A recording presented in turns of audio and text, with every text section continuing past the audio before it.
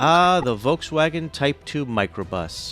This Hippie-mobile brings back such fond memories of free love, 60s flower power, turn on, tune in, drop out.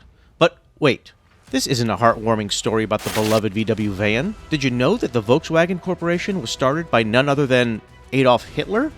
Volkswagen is one of the world's largest car manufacturers, selling in over 91 countries around the world. Its most famous model, the Volkswagen Beetle, was considered to be the best-selling car in history, with over 22 million sold. The Volkswagen Group is currently worth $76 billion, and they own some of the most famous car companies out there, like Audi, Lamborghini, Bentley, Bugatti, and Porsche. So how did the VW Beetle go from being a car made exclusively for the Nazis to completely rebranding itself into a representation of peace, love, and understanding? Is this the greatest scam ever played on the world? This is the unbelievably true story behind the making of Volkswagen.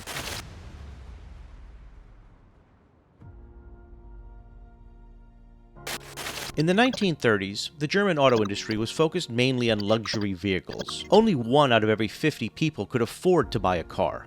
But when Adolf Hitler came to power, he had a grand plan on how to copy the mass production of Ford Model Ts in America.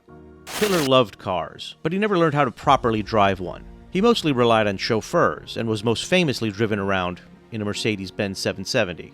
Hitler's vision was to create new autobahns, or highways that connected all of Germany with modern roads. His plan was to create the highways first, before creating the cars to go on them. In the United States, we did the exact opposite. Our car manufacturing industry was already going strong in the 1920s, years before we had the major highway systems in the United States. And once those autobahns were completed, people needed cars to drive.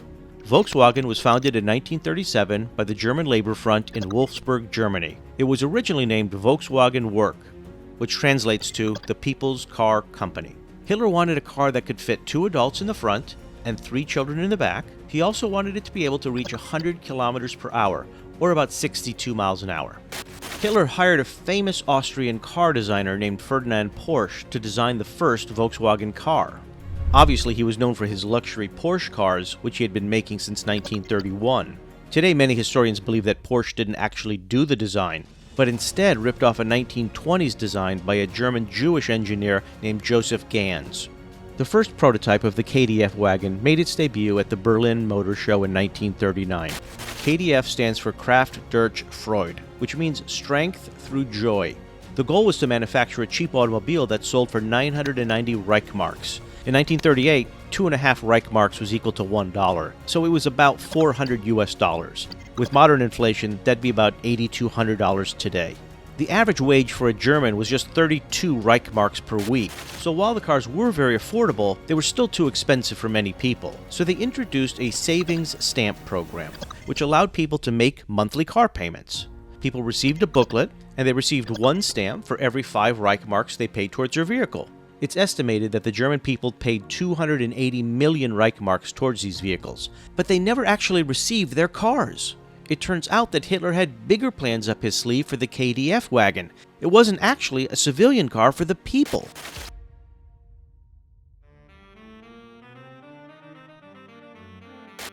In September of 1939, 2 days after Germany invaded Poland, the United Kingdom declared war on Germany. The Volkswagen factory immediately stopped manufacturing civilian vehicles and switched over to wartime manufacturing. For the very few people that could actually afford to finish their payments, their cars were confiscated to be used by German officials during the war. Customers were given a voucher promising to replace their cars once the war was over, but unfortunately, that would never happen. German citizens were never able to redeem the vouchers for a new car, and their payments went to waste. Now, most historians believe that this was Hitler's plan all along. When Ferdinand Porsche designed the car, one of Hitler's requirements was that it was capable of mounting a machine gun on the bonnet. The KDF wagon was never meant to be a people's car at all. This was just a grand scheme to have the public pay for military vehicles. You see, because of the Treaty of Versailles, signed at the end of World War I, Germany was not allowed to build up their military power. So Hitler's war preparations of building roads and vehicles needed to be done in secret, under the guise of it being strictly for civilian use. The Volkswagen factory started to manufacture a military light utility vehicle called the Volkswagen Kuba wagon. This was similar to the American Jeep. The only problem was that they didn't have enough labor to work on the cars, since many of the German men were fighting in the war. So this is when they resorted to using forced labor. Volkswagen established the Arbeitsdorf concentration camp and collected skilled laborers from other various concentration camps. It's estimated that during World War II, Volkswagen's workforce was 80% slave labor, and they captured thousands of people to work on their cars.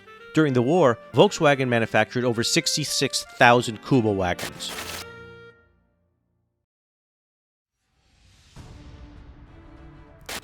As World War II ended, and Allied troops crossed the threshold of the Volkswagen factory, an estimated 7,700 workers were set free.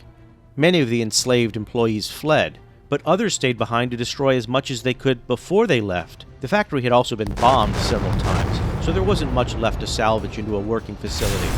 In 1945, the British took over the Volkswagen factory. There was some debate among the Allies as to what should happen to Volkswagen. The Russians wanted to completely obliterate it, while the Americans wanted to send the useful parts back home for their own automobile industry. British Major Ivan Hurst was assigned to take over Volkswagen. In 1948, Hurst tried to offer the factory to Henry Ford for free, but he turned it down. At the time, the Volkswagen brand seemed completely hopeless, and perhaps it was better off being destroyed along with the rest of Hitler's plans. But Ivan Hurst was determined to make it work.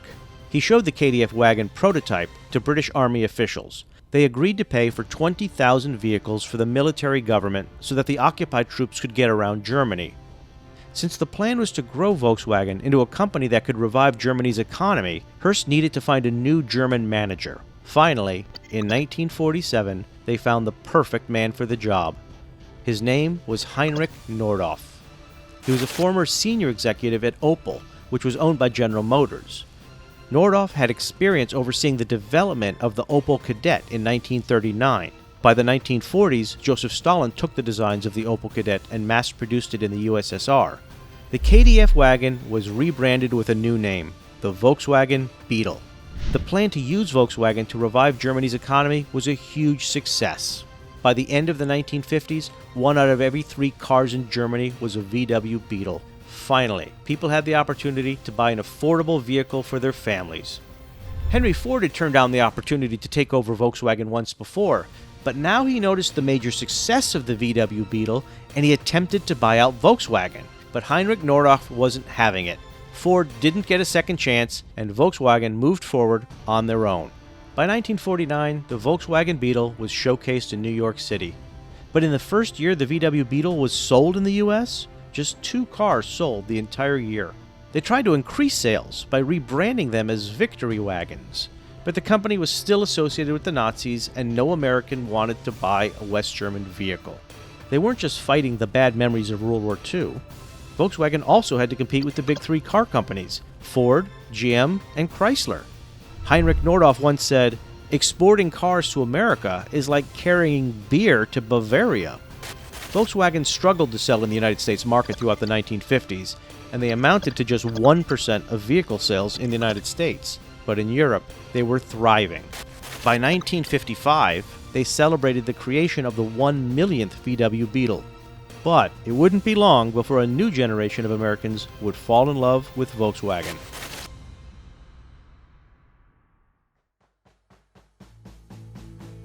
Volkswagen knew they couldn't compete against the big 3 when it came to selling cars in America.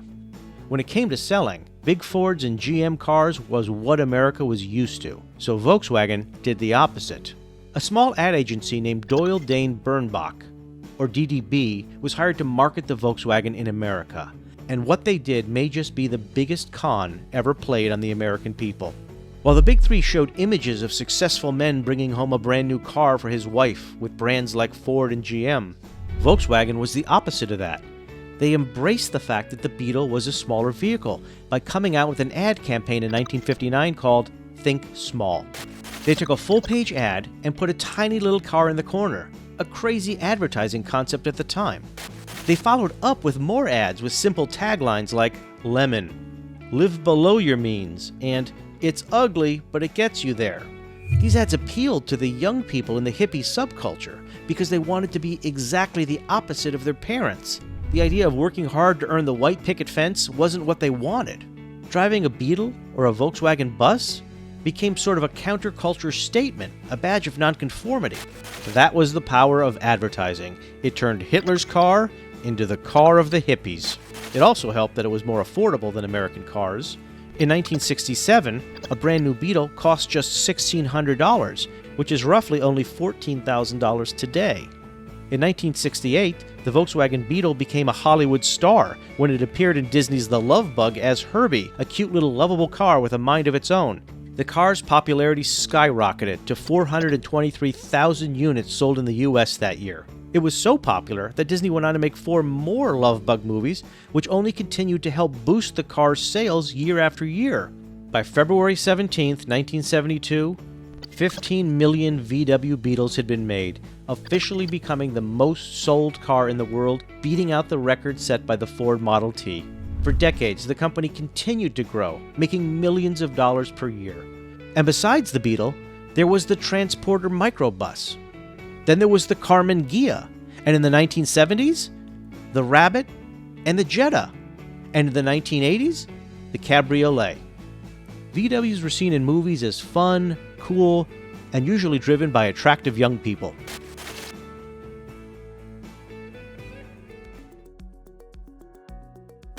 In 2008, Porsche tried to stage a takeover of Volkswagen. They began buying up all of the shares. But when this knowledge was made public, the price of VW stock skyrocketed to over $1,000 per share. So Volkswagen decided to take revenge with a reverse takeover. And they ended up becoming the new owners of Porsche. The Volkswagen Group today owns Audi, Lamborghini, Bentley, Bugatti, and more. But as time went on, people's tastes changed. Consumers no longer wanted small cars, and Americans were growing into the SUV market. By 2018, Volkswagen Beetles made up just 4% of the company's sales. So in 2019, Volkswagen produced its last Beetle. Still, Volkswagen has 15 different vehicle models, and they sell in 91 countries around the world.